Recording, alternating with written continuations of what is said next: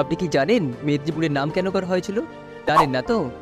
তাহলে আজ আসুন এই ভিডিওর মাধ্যমে জেনে নেই কীভাবে মেদিনীপুরের নামকরণ করা হয়েছিল।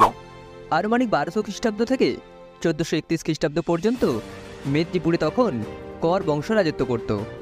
আর কর বংশের রাজা ছিলেন মেদিনীকর, আর উনি ছিলেন উড়িষ্যার বাসিন্দা।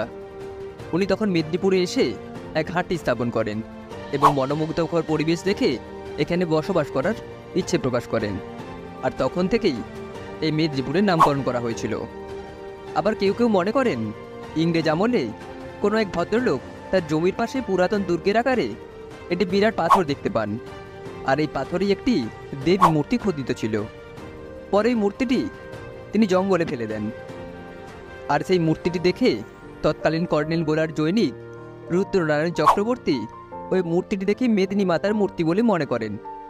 আর তখন থেকেই এই মেদিনীপুর কথার সৃষ্টি হয়েছে।